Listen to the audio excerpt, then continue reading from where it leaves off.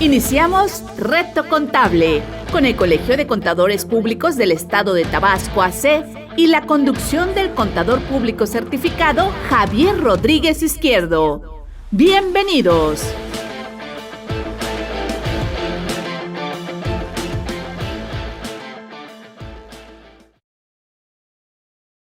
Bienvenidos a nuestro programa Reto Contable, un programa del Colegio de Contadores Públicos del Estado de Tabasco, que gracias al apoyo de la Universidad Tecnológica de Tabasco a través de Sintonía UTAP es posible que se lleve a cabo.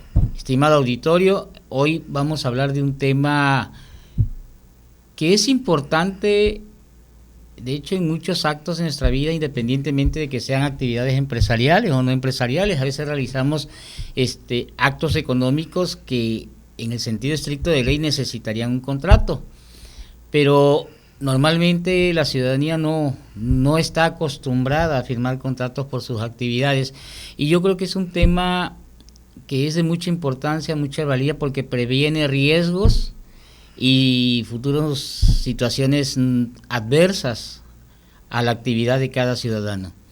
Para eso nos acompaña el día de hoy el maestro, contador público certificado, licenciado en Derecho, Enrique Félix Jiménez, director general de TIP Consulting SC. Hola Javier, muy buenos días. De nuevo, gracias por la invitación, estamos aquí atentos al llamado. Y sí, como tú bien dices, los contratos los vemos prácticamente todos los días estamos haciendo un contrato, aunque jurídicamente no le demos esa formalidad, ¿verdad? Porque pues estamos en un estado de derecho, somos una sociedad que interactúa mucho entre nosotros mismos, entre dependencias del gobierno, entre gobiernos extranjeros, entre ciudadanos de otros estados, de otros gobiernos, y siempre tenemos que tener acuerdos, ¿sí? Siempre llegamos a los acuerdos, al acuerdo de voluntad de las partes, ¿sí? Porque eso es lo que reviste un contrato, es una gran descripción, el contrato es un acuerdo de voluntades que crea y o produce derechos y obligaciones, ¿sí? Entonces nosotros podemos hacemos el contrato desde siempre. Por ejemplo, con la invitación que tú me hiciste hace unos días para estar aquí en el programa, y donde yo acepté venir al programa y tú me invitaste, ahí nos pusimos de acuerdo. Ahí tenemos nuestro contrato, este acto jurídico informal de venir aquí al programa de radio, con mucho gusto, ¿verdad?, de la Universidad Tecnológica y el Colegio de Contadores. Este es un contrato que se hizo entre tú y yo. Oye, un contrato verbal, ¿no? Un contrato verbal, pero al final de cuentas es un contrato, porque es un acuerdo de voluntades. Tu voluntad es tenerme de invitado, y mi voluntad fue venir a estar aquí como invitado a hablar de este tema tan importante y tan descuidado que tenemos en el ámbito de los negocios, en el ámbito del comercio, en todos los ámbitos. Realmente la falta de un contrato nos da muchas dolores de cabeza. Podemos entender entonces que un contrato es un acuerdo de voluntades. Es correcto, sí, expresamos. Independientemente de que lleve o no lleve un acto económico como sustento. Es correcto. Vamos a hablar de los tipos de contratos. Ok, y ahora, ¿es necesario hacer un contrato por cierto tipo de actividades y por qué? ¿Cuál es el riesgo o cuáles son las ventajas o desventajas? Por supuesto, mira, antes de la transición que estamos experimentando todo nuestro sistema jurídico, que empezó la parte penal, le va siguiendo la parte laboral, vamos ahí también con la parte mercantil y con la parte fiscal a la oralidad. Anterior a ello, nuestro derecho era totalmente escrito, es decir, no acudíamos ante un juez a ejercer nuestros derechos o exigir obligaciones de manera verbal. Todo era por escrito. Entonces, todo acto jurídico tenía que estar en un documento, especificando las condiciones de ese acuerdo de voluntades, ¿no? Entonces, esa era el derecho. Haz de cuenta, me acuerdo ahorita de una frase que decía mi papá: papelito habla, ¿no? O sea, yo puedo estar de acuerdo contigo y todo. Pongamos por ejemplo que sea este acuerdo del que estamos hablando, que hicimos tú y yo para estar aquí en el programa, que sea algo económico, que sea, y a falta de que yo cumpliese la invitación y no venir, a lo mejor tú tienes una pérdida económica. No sé, a lo mejor todo lo que se hace de producción y todo, pues se va al traste porque pues no tienes invitado, ¿no? Entonces, pues tú puedes ejercer el derecho de exigirme a mí reposición de daños por esta situación, en caso de que esto sea un acto comercial. Lo uso como ejemplo para poner ejemplo. Siguiendo el ejemplo, ¿eso se puede hacer independientemente de que no haya un contrato por escrito? Sí, pero aquí ya nos vamos a las cuestiones de los testigos, de las pruebas testimoniales, ¿no? Tendríamos que presentar una serie de ¿cómo se llama?, de pruebas que puedan acreditar que sí existía este acuerdo, sí existía este convenio que teníamos, y pues que al final de cuentas yo falté al cumplimiento del contrato, ¿no? Bueno, comenté que vamos cambiando a la oralidad en todo nuestro sistema jurídico, ¿no? Ya el contrato ahora también recobra mucha importancia. ¿Por qué? Porque es la prueba de, ¿sí? Antes nada más lo que hacíamos era escribíamos la demanda, anexábamos las evidencias y la pasábamos a la instancia judicial correspondiente, ¿no? La analizaban, nos contestaban, y ya también por escrito. Ahora la ventaja que tiene la oralidad es de que tú puedes argumentar y defender de manera verbal, no solamente de manera escrita. Obvio, tienes que preparar tu argumentación de manera profesional para que tú puedas defender. Me tocó ver un video ahí en una clase donde el abogado defensor lamentablemente yo creo que no tenía nulo conocimiento del sistema penal. Fue en el sistema penal, tan así que le dijo el juez que se regresara a la escuela y que ¿cómo se llama? Y que al cliente, al acusado, que contratara a alguien que sí tuviera conocimiento sobre las cuestiones jurídicas, ¿no? Esa es la parte delicada de la oralidad, ¿verdad? Porque si no eres diestro para poder argumentar tus ideas, para poder eslabonarlas de una manera que se evidencie y se demuestre lo que tú quieres, pues vas a estar cantinfleando y pues el juez definitivamente te va a decir: oye, ¿sabes qué? No va por ahí. Entonces, sí es muy importante tener el contrato. Y podemos tener varios tipos de contratos, formales e informales, ¿sí? Escritos y verbales, protocolarios o solemnes, ¿sí? Que son los tipos de contratos que hay. Hablemos de los primeros, los informales, ¿sí? Los informales son los que se acuerdan de palabra. ¿Sabes qué? Te voy a contratar para que sacrifiques un cerdo y me hagas los cortes del cerdo, ¿no? Listo. No hay más nada, una llamada, un mensaje, no sé, eso fue, la persona llega, sacrifica el cerdo y listo. Si la persona no llega, pues ¿qué hago? Se va a vivir otro día el cerdito nada más y voy a tener que buscar a otra persona y listo. No hay un perjuicio tan grave, ¿sí? Un contrato que a lo mejor y pareciera raro, pero que yo creo que es muy común, o es común, que lo hagamos los padres con los hijos. Yo a mis hijos en la semana les aporto una cantidad para su escuela, ¿no? O sea, no para copias ni nada de eso, no como a nosotros, ¿no? Que nos dan o conseguimos para el desayuno, para la copia, para el camión. No, para su ahorro, pues, o sea, no es una retribución. No es una retribución, es un apoyo. Sí, es un apoyo. Digo, está mal que les mando un saludo, por cierto, a mis hijos que gracias a Dios sacaron eso de su madre, les gusta mucho la escuela y sacan buenas notas. Yo sí soy, no soy alumno de 10. Entonces, bueno, le doy cierta cantidad semanal. Y ahí el niño se la gasta, le pica el dinero. La niña lo va ahorrando, la chiquitita todavía no sabe, pero también. Entonces, ahí tenemos un contrato, ¿sí? Porque tácitamente ellos cumplen con ir a un horario a la escuela, sus tareas, su promedio, que razonen y todo.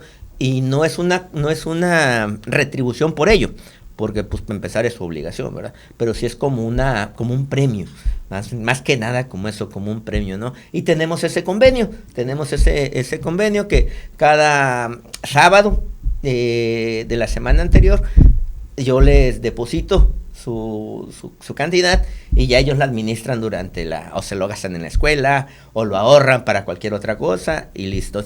Ese es el contrato que tenemos, y es totalmente verbal, informal, es un acuerdo de voluntades solamente entre mis hijos y yo. Con ellos fijamos la periodicidad, el monto y el destino de estos recursos, ¿no? Que no son muchos, no vayan a creer que es algo totalmente simbólico, ¿no? Tal vez como nuestra profesión es totalmente económica, dinero, yo lo he visto como irlos entrenando para la vida, para que vean que la lana no sale en la maceta, o no es nada más de extender la mano y poner el dinero, ¿no? Entonces, sí. Ese es un ejemplo, son dos ejemplos, de un contrato informal, ¿sí? Y por ejemplo,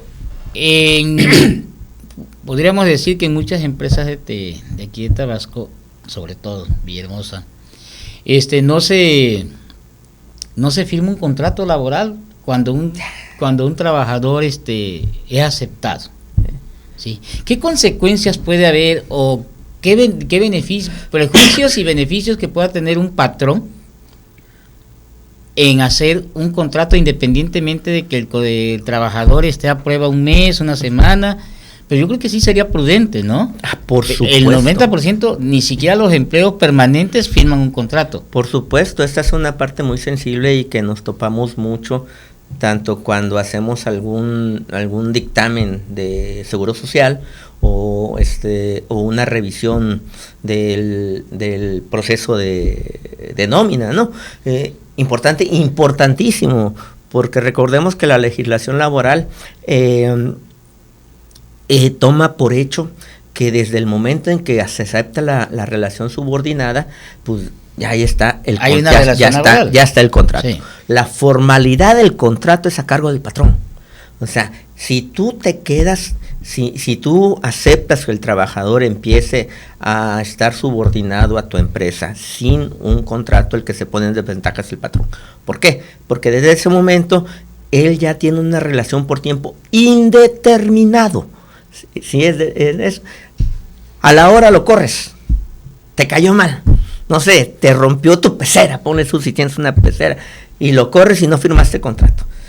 El señor tiene todos los elementos jurídicos para poder demandar un despido injustificado y por tiempo indeterminado. ¿Por qué hago la aclaración por tiempo indeterminado? Porque para parte de los contratos, si hablamos de los contratos ahora formales por escrito, y en especial los laborales, son por obra, por precio alzado, por tiempo determinado y por tiempo indeterminado. El tiempo indeterminado te otorga todos los derechos de la legislación laboral, ¿sí? O sea, todos los derechos, no lo puedes acotar al tipo de relación, a la temporada, a la obra. Entonces, pues dices, ¿sabes qué? Pues yo estaba por tiempo indeterminado, ¿no? Y pues me corriste y ahora, desde el primer segundo, se activan todos los derechos laborales. Es una falacia, es una mentira, eso que te digan, no, es que nada más estaba por 2-3 meses y listo. No, sí, aún así, que esté a periodo de prueba o a periodo de capacitación, el contrato tiene que especificar que ese tiempo es eso, para que tú al final de ese periodo decidas, ¿sabes qué, Javier? No me diste el kilo. Dale, mucho gusto, y ahí están tus proporcionales nada más, y ahí nos vemos. No tengo por qué indemnizarte por correrte del trabajo, ¿no?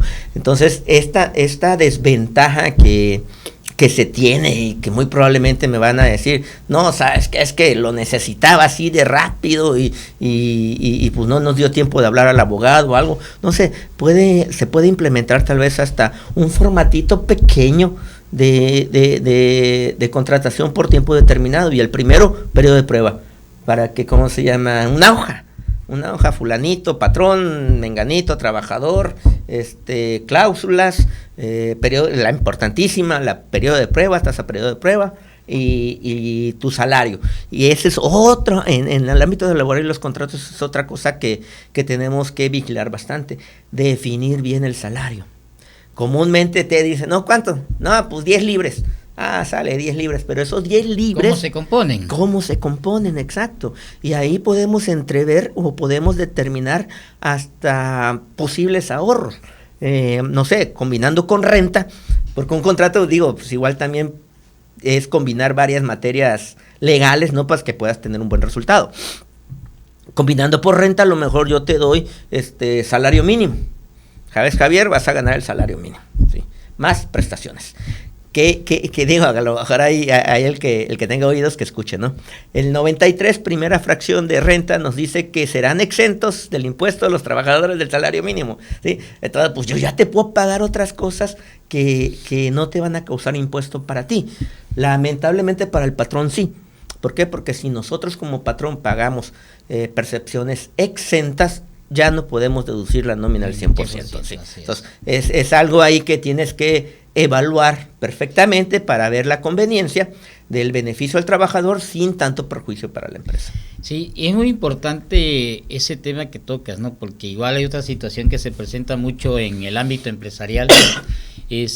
No, pues tú sabes que en la vida real, en las empresas hay trabajadores que están dados de alta en el Seguro Social, hay quienes no. Claro. Y ellos me dicen, no, es que si firma contrato en automático le tengo que dar de alta al Instituto Mexicano de Seguro Social. Bueno, firme contrato no es una obligación. Eso te iba a decir. Sí, pero en la práctica sucede eso. Sí, lamentablemente esta mala práctica, yo la he visto desde que tengo pues uso de razón contable, ¿verdad?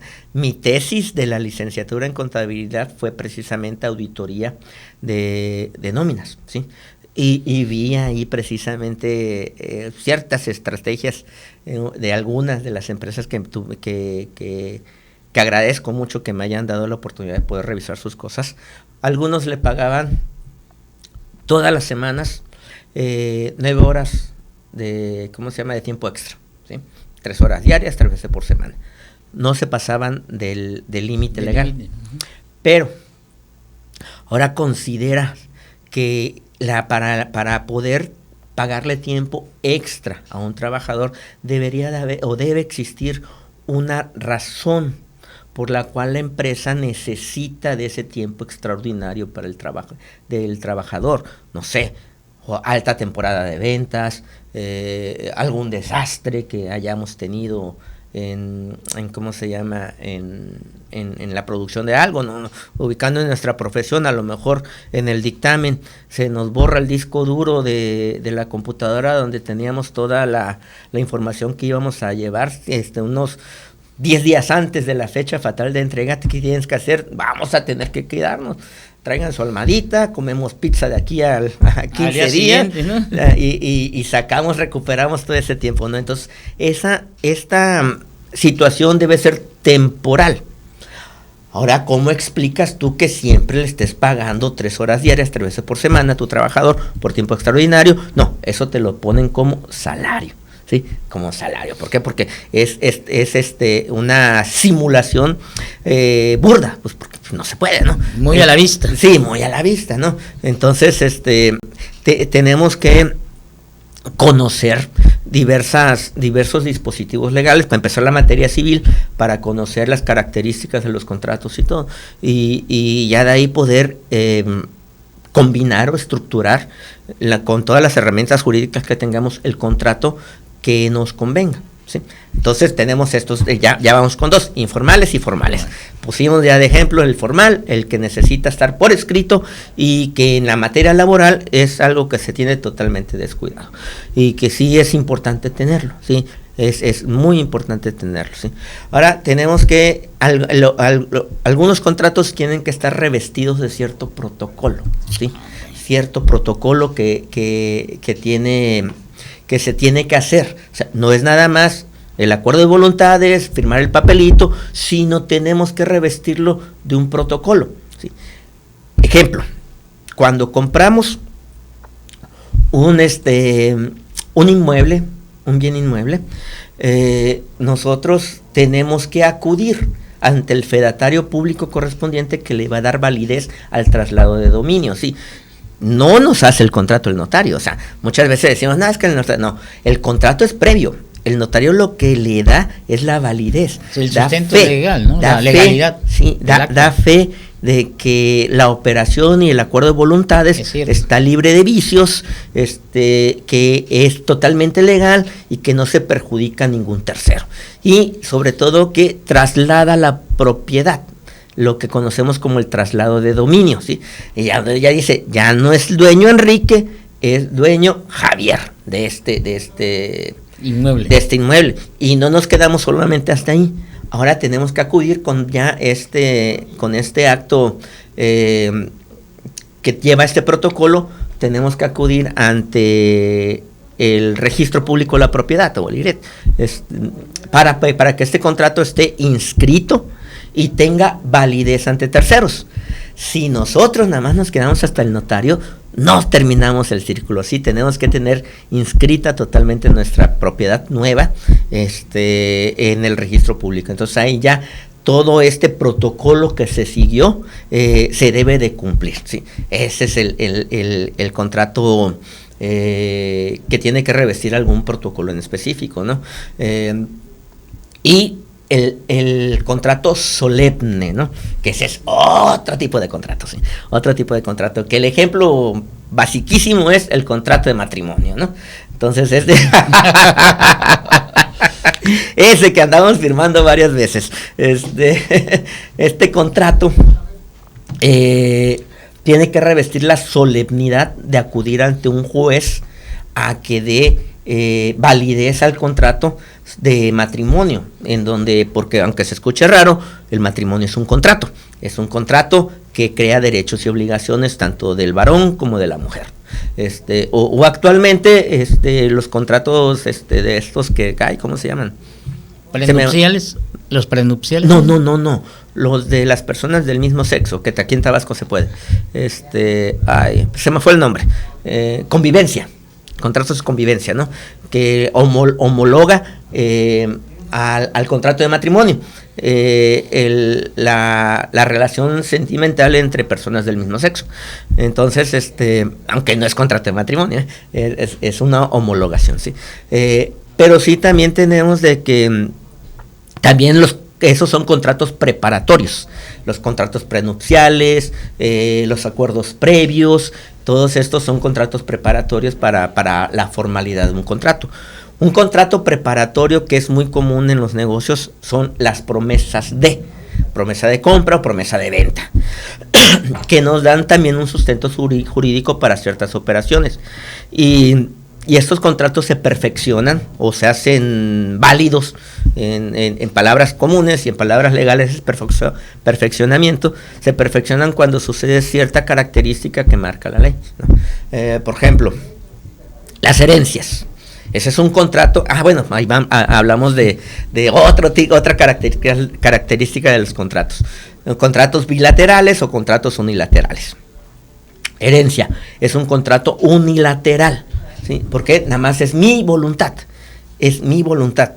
Uh-huh. Entonces, cuando yo solamente designo mi voluntad en favor de alguien, las obligaciones son mías.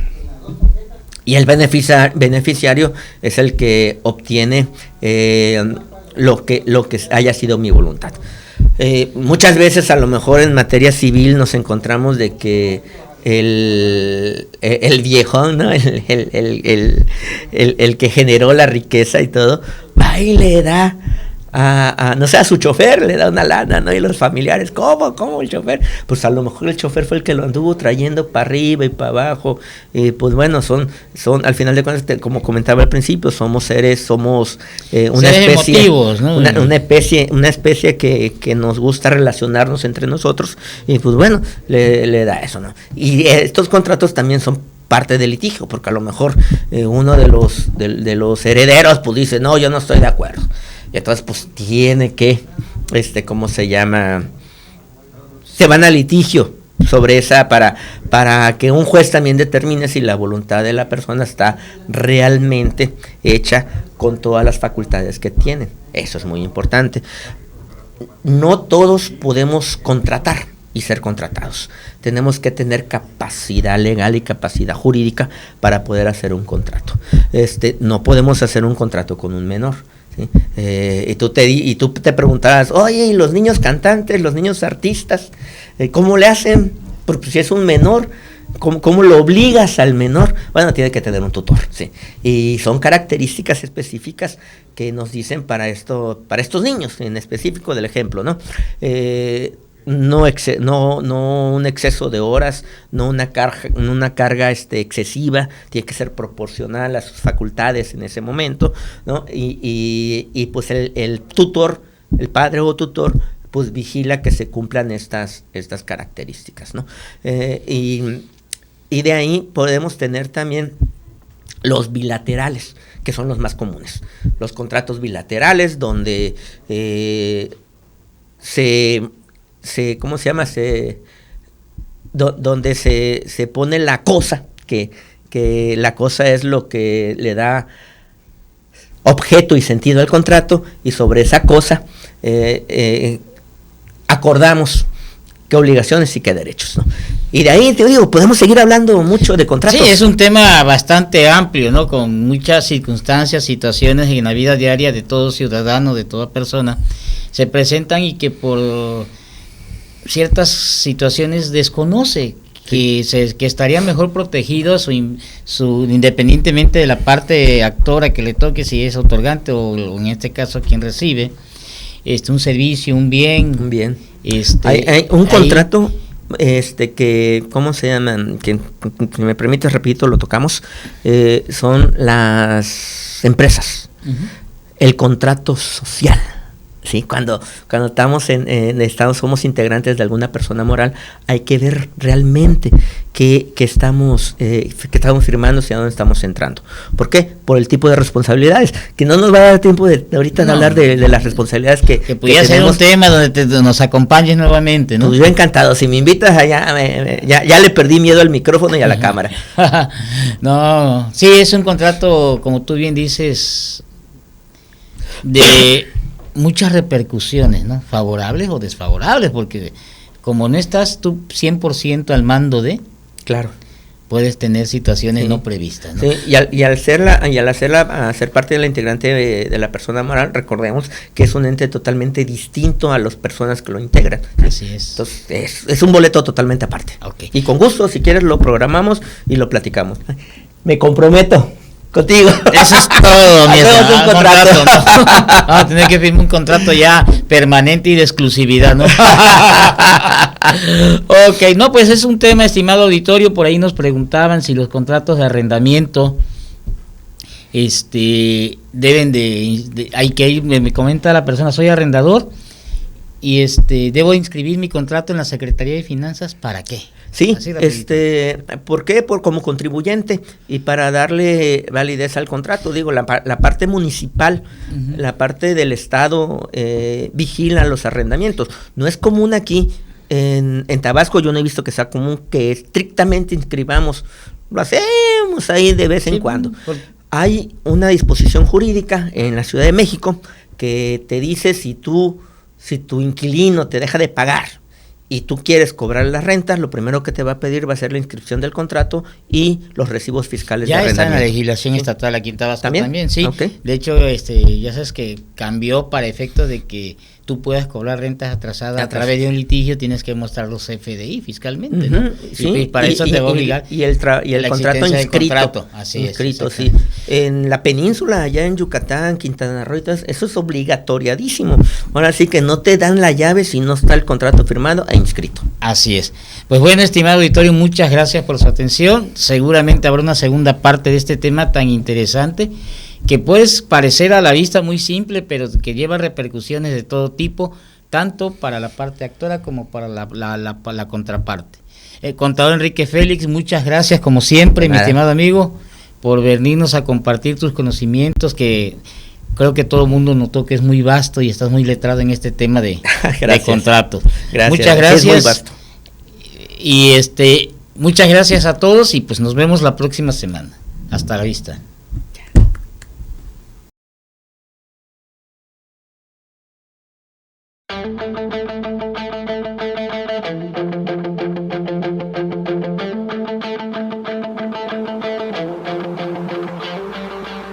Has escuchado Reto Contable, con el Colegio de Contadores Públicos del Estado de Tabasco AC y la conducción del contador certificado Javier Rodríguez Izquierdo. Los esperamos en la próxima. Universidad Tecnológica de Tabasco, excelencia académica, innovación con sentido social. Sintonía UTAP, 102.5 de frecuencia modulada.